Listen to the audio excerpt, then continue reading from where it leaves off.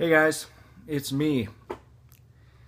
I've been called a tin-hatted conspiracy theorist, and my arguments are as flat and torn up as a tire which is tossing up sparks as it continues down the road on its dulled rims. I was also questioned on whether I was a constitutionalist today at the local law and peace officers memorial, which to many of you that think like myself was a bit discouraging because it proves the success of the media politically driven narrative to divide Americans against one another. I continue to get in debates. I've recently picked up Stars and Stripes on Facebook. Sometimes I wonder if I should even get involved in doing this.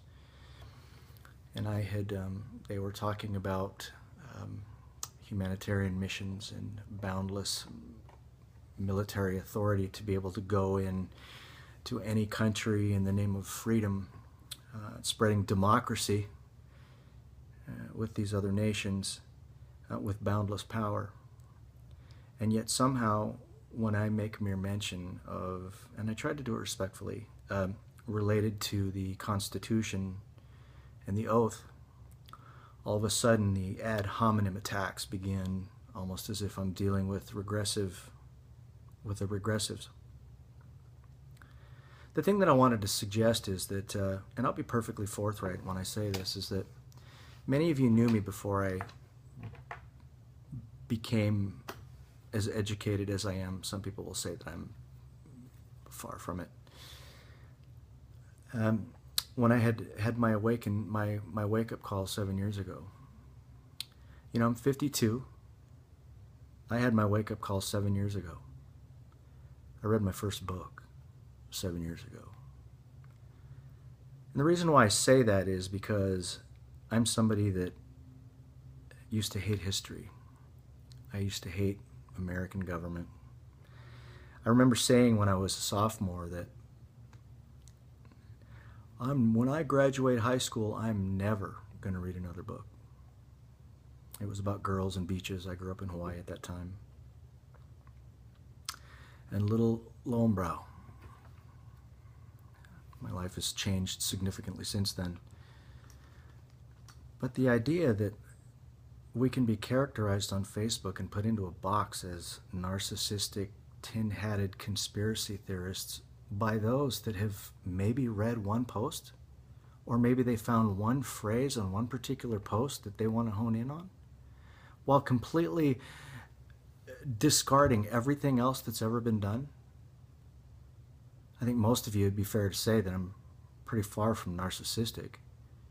The idea that I'm on the radio or I speak at the legislature or I have a website or any of those things are all measures of accountability in an effort to be able to be challenged where I'm wrong, not to accept ad hominem attacks by strangers that have no clue as to what makes me function. So I wanted to give you guys a little bit of an understanding of what I've learned since then. And you can ask me to cite my sources and prove your case, or you're worthless.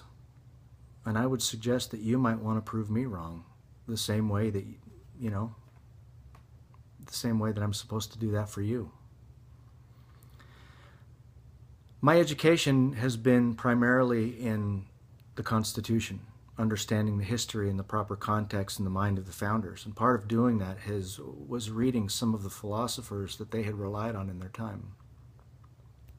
Again, it's been 7 years. I spent 12 to 18 hours a day reading when I had the free time to do it. And now I'm just began implementing it as I learned it.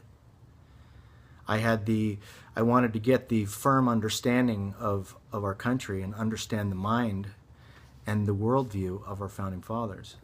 And what I walked away from that is I can't cite the Constitution chapter and verse. I can't.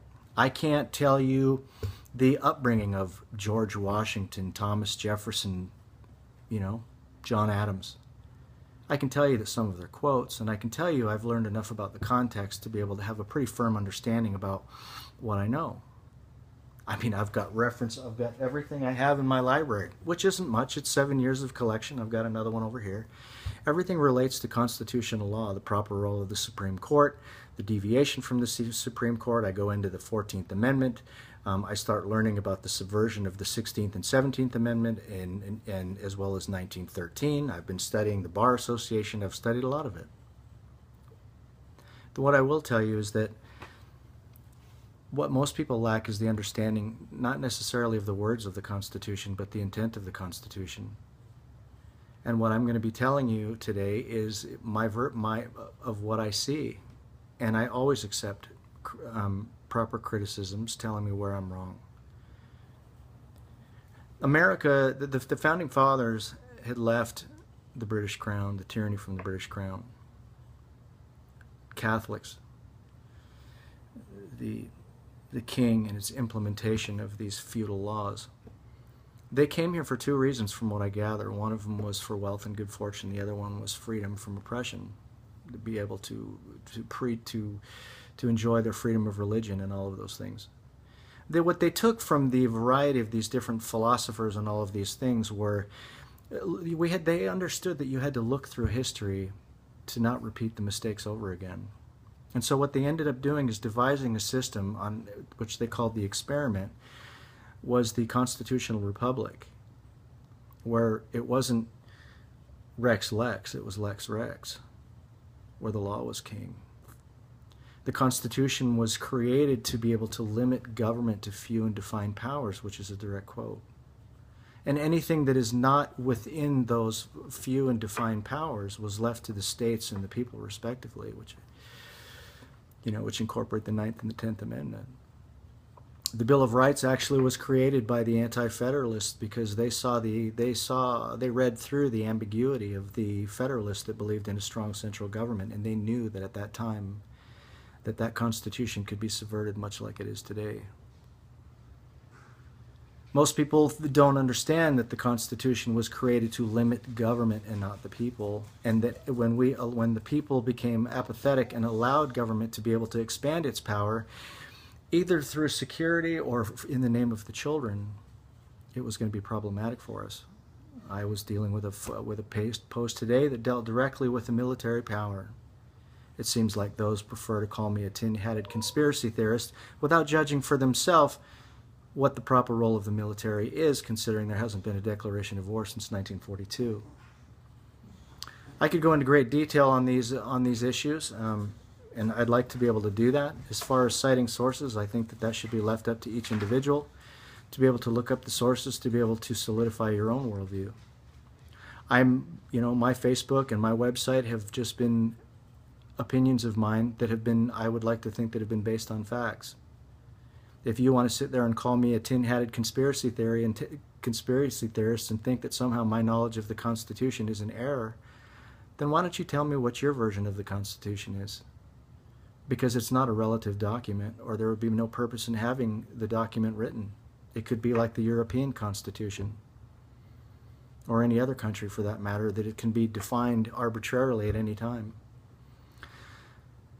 So the attacks are difficult. Calling me narcissistic and calling me all those things, I guess the names hurt a bit.